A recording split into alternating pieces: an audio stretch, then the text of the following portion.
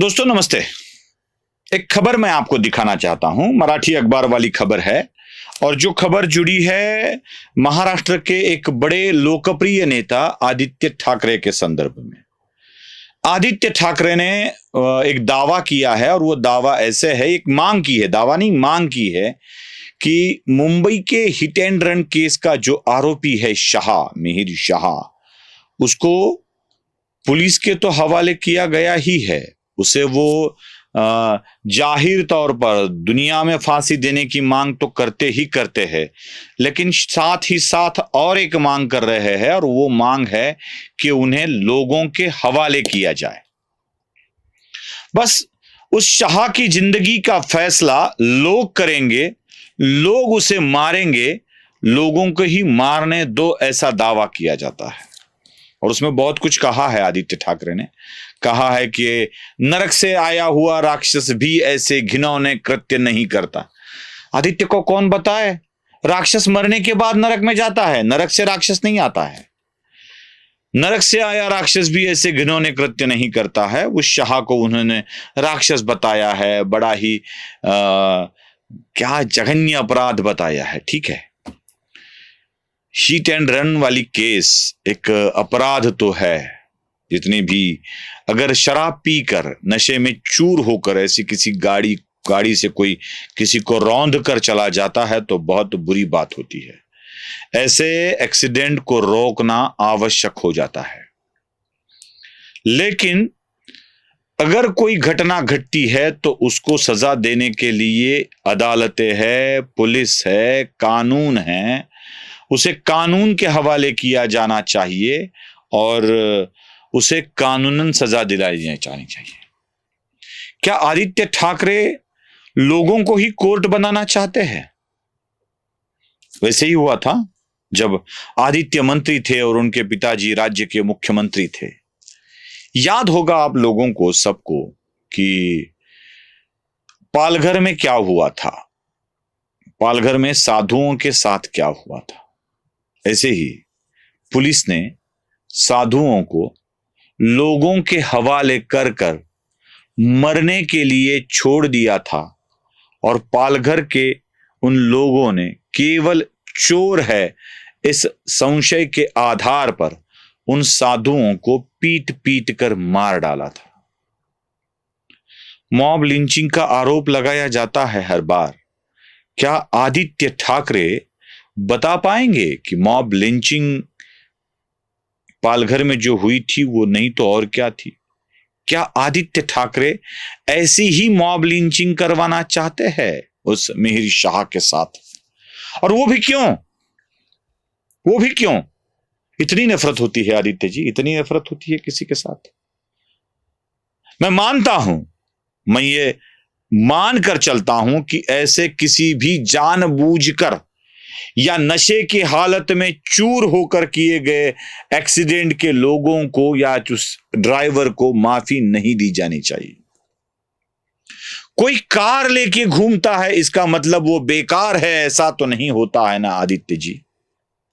हो सकता है कि कोई एक्सीडेंट सच में एक्सीडेंट हो, लापरवाही की वजह से नहीं बल्कि दोनों के गलती के कारण हुआ हो।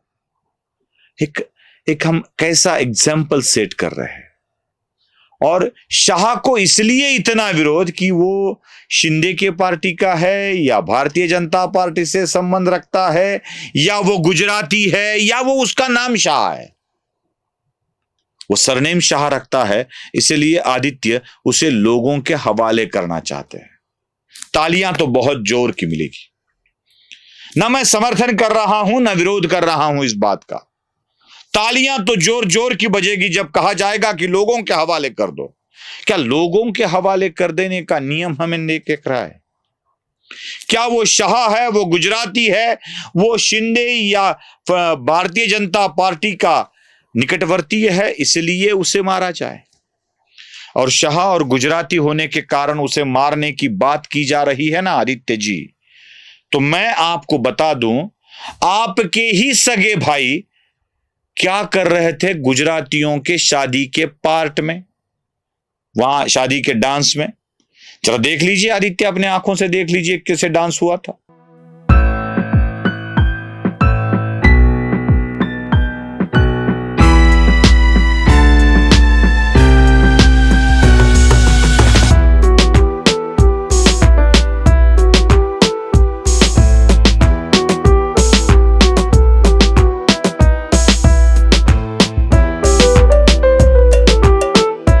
देखा?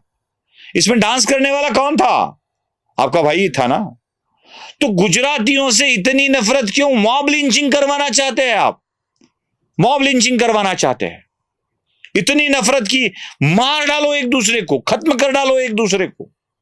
ये वाली बात हजम नहीं होती है आदित्य जी, ये वाली बात हजम नहीं होती।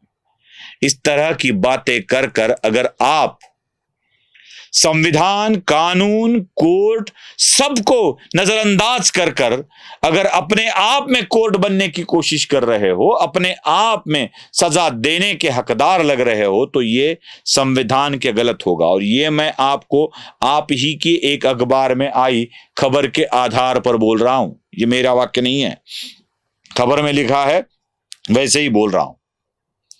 न जाने कितने अपराध हुए। मुझे आश्चर्य मीडिया का होता है। कुछ 4-5 गिने चुने विषयों को सामने लाया गया। एक अकेले नागपुर शहर में 3 घटनाएं घटी।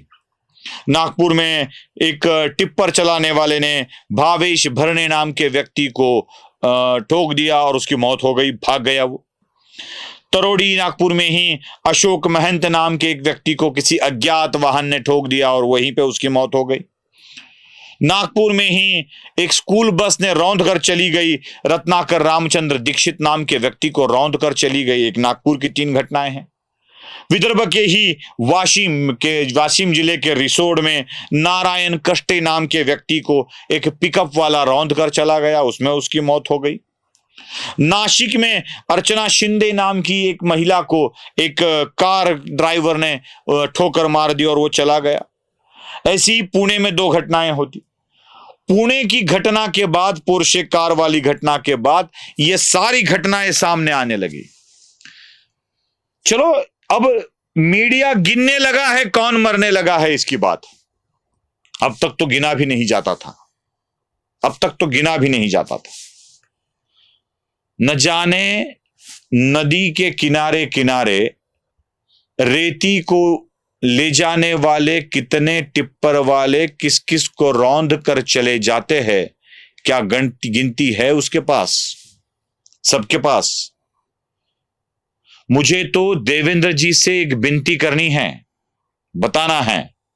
देवेंद्र जी, आप जानते हैं ना, जितनी भी रेती को धोने वाले टिप्पर है वो बिना नंबर प्लेट की गाड़ी चलाते हैं, बिना नंबर प्लेट की।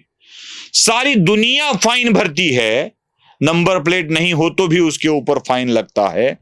रेती का नदी से निकालकर या समुंदर की खाड़ी से निकालकर रेती ले जाने वाले टिप्पर कितने नंबर प्लेट लगाकर चलते हैं, जरा देखा जाए।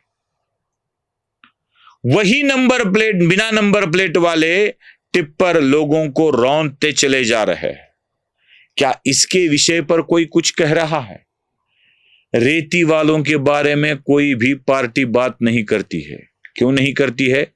क्योंकि रेती को ले जाने वाले सभी पार्टी के लोग हैं, सभी पार्टी के रेती माफिया बने हैं।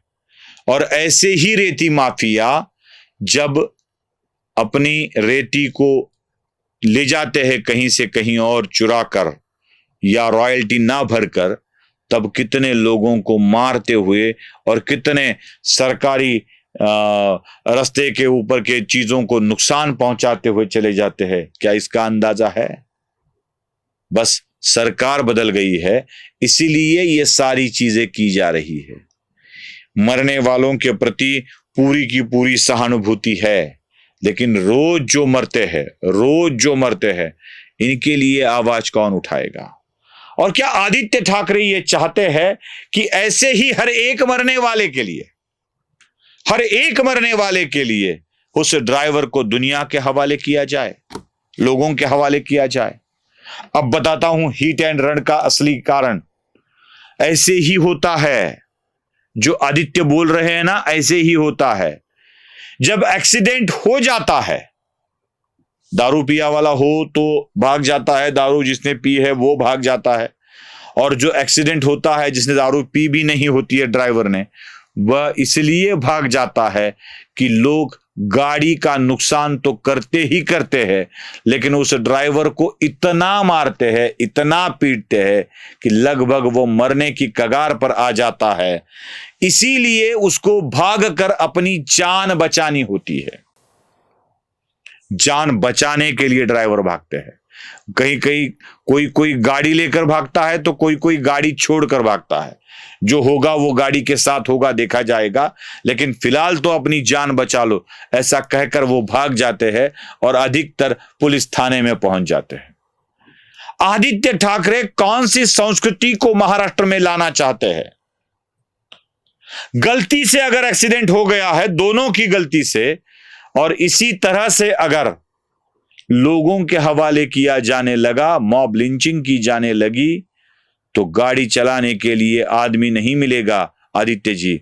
वैसे आप और आपके पिताजी आपकी गाड़ी खुद चला लेते हो, लेकिन दुनिया में ऐसे कितने लोग हैं जिनको गाड़ी चलाना नहीं आता, वो अपने साथ ड्राइवर ही रखते हैं। ड्राइवर न मिला तो गाड़ी चलाएगा कौन? यही एक समस्या है। बस आदित्य जी, आपको विनती है, हमारी समस्या हमारे ऊपर छोड़ दीजिए, लेकिन मॉब लिंचिंग वाला पर्याय मत दीजिए। धन्यवाद।